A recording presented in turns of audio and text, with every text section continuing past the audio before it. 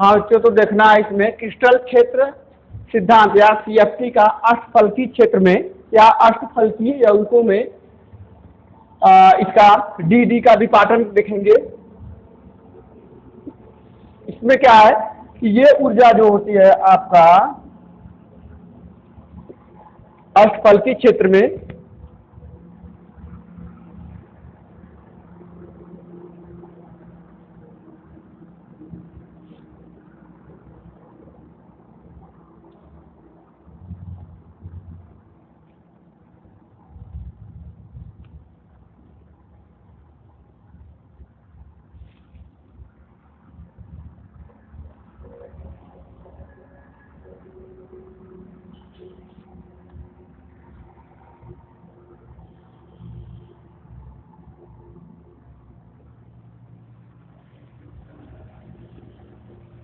इसमें क्या है कि जो डी ऑर्बिटल था, डी ऑर्बिटल को T2g व TeG में कन्वर्ट किया गया है, मतलब बांटा गया है ऊर्जा के आधार पे। तो T2g में क्या होता है, dx माइनस वाई स्क्वायर और dz स्क्वायर आता है, और Eg में नहीं, उल्टा हो गया, इसमें dx स्क्वायर वाई स्क्वायर, ओहो, dxy dz y x y y z और डी जेड एक्स आएगा, और इसमें आएगा d x square minus y square और डी जेड स्क्वायर। तो ये दो भागों में वो क्या स्प्लिट होता है, विपाटन होता है, मतलब बढ़ता है। तो इसमें ऑक्टाहेड्रल क्षेत्र में, मतलब इसमें क्या है, वो आपका जो सेंट्रल मेटल एटम होगा वह 6 लिगेंडों द्वारा घिरा रहता है। TeG और T2g में क्या है कि इसमें जो इस प्रकार की व्यवस्था में जो ऑक्टाहेड्रल यौगिकों में या जिसमें 6 लिगेंड होता है, ये ऐसे होंगे 6 लिगेंड इसमें सेंट्रल मेटल एटम को घेरे रहेंगे। सेंट्रल मेटल एटम को 6 लिगेंड जो है घेरा रहेगा। तो इसमें क्या होगा, T2g और TeG की क्या कंडीशन है, T2g और TeG की समूह ऊर्जा जो होगा Eg की, ये Eg है, Eg की समूह ऊर्जा इसकी अपेक्षा उच्च होती है, और इस अवस्था में इसका प्रतिकर्षण जो होगा इस समुच्चय का अधिक होगा, इसका समूह प्रतिकर्षण निम्न होगा, और इसकी अपेक्षा मतलब Eg की ऊर्जा जो है इसकी अपेक्षा, मतलब Eg की ऊर्जा T2g की ऊर्जा की अपेक्षा उच्च रहेगा। इस अवस्था में आपका जो स्प्लिटिंग होगा इसमें Eg अधिक ऊर्जा वाला शो करेगा, और T2g जो होगा वो कम ऊर्जा वाले ऑर्बिटलों के समूह को शो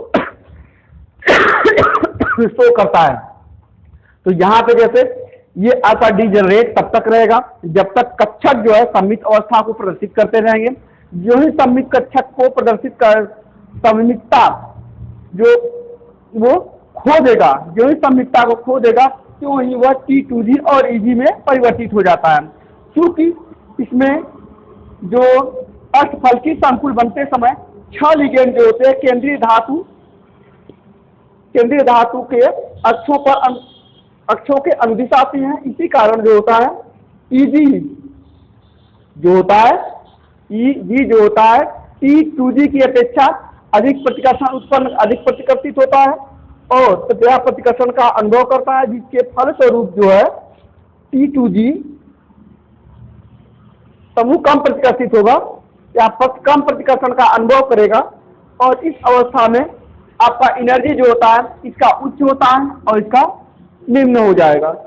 और इसमें जो होगा वो T2g और Eg समूह के ऊर्जाओं का जो अंतर होता है, विपाटन ऊर्जा या क्रिस्टल फील्ड स्प्लिटिंग एनर्जी को हम डेल्टा द्वारा प्रदर्शित करेंगे, और वो जो होता है ऑक्टाहेड्रल के लिए। तो ये कंडीशन दिखाया जाता है ऑक्टाहेड्रल क्षेत्र में क्रिस्टल क्षेत्र विपाटन।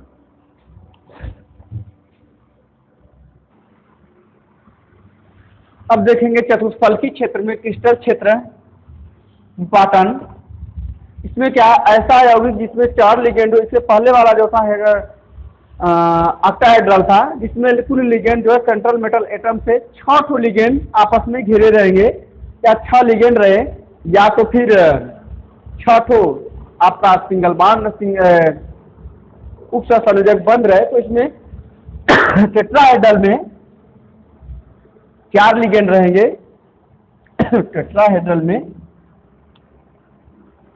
सामान्यतः ये सामान्य स्थिति में इसका जनरल कंडीशन दिखाया गया है, और इसमें जब इसका असममितता, जब किसी टेट्राहेड्रल कंपाउंड कॉम्प्लेक्स कंपाउंड में उनकी सममित अवस्था बनी रहती है तब तक ठीक रहता है। जब इसमें दूरियां लगभग समान रहते हैं तब तक सममित अवस्था बनी रहती है, लेकिन जब दूरी डिफरेंसेस होने लगते हैं तब उनकी दूरी बदलने के कारण प्रतिकर्षण बदलने लगता है, प्रतिकर्षण अलग अलग होने लगेगा या कम या अधिक होने लगता है। तो उस अवस्था में जब टेट्राहेड्रल कॉम्प्लेक्स कंपाउंड में जो T2G होते हैं वह उच्च प्रतिकर्षण को प्रदर्शित करते हैं, जबकि EG जो होते हैं निम्न प्रतिकर्षण को प्रदर्शित करते हैं, और इसी कारण जो T2G वाले जो होते हैं उच्च ऊर्जा को प्रदर्शित करेंगे और TEG वाले जो होते हैं वह निम्न ऊर्जा को प्रदर्शित करते हैं। मतलब इसमें टेट्राहेड्रल कॉम्प्लेक्स कंपाउंड में EG और 2G सेट का विपाटन होता है एनर्जी के अनुसार।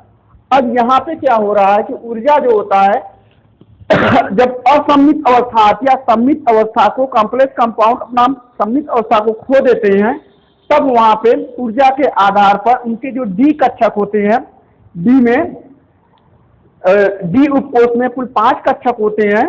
पांचों कक्षक में से 2 सेट बनता है, T2G और TEG बनता है। जो कक्षक जो है अपने ऊर्जा के आधार पर उनमें अलगाव होता है। तो T2G जिसकी ऊर्जा अधिक होगी, नीचे से ऊपर चलने पे ऊर्जा जो है एनर्जी लेवल हाई होता है, तो जो ऊपर रहता है उसको अधिक ऊर्जा वाला दिखाया जाता है। तो T2G की जो कंडीशन होती है उसका टेट्राहेड्रल होने के कारण T2G का ऊर्जा बढ़ जाता है और EG की ऊर्जा जो होती है कम होती है, या प्रतिकर्षण जो होता है उसका निम्न हो जाता है। ऐसी स्थिति में जो होता है चतुष्फलकी संकर में कक्षकों की दिशा जो होता है लिगेंड के दिशा के समान नहीं होते हैं। दोनों कारक CF crystal field splitting energy का मान जो होता है 2/3 कम कर देते हैं। अतः डेल्टा T का मान जो होता है वह डेल्टा T जो होगा डेल्टा T = 4/9 डेल्टा 0। ये हो गया आपका ऑक्टाहेड्रल का, ये हो गया टेट्राहेड्रल का।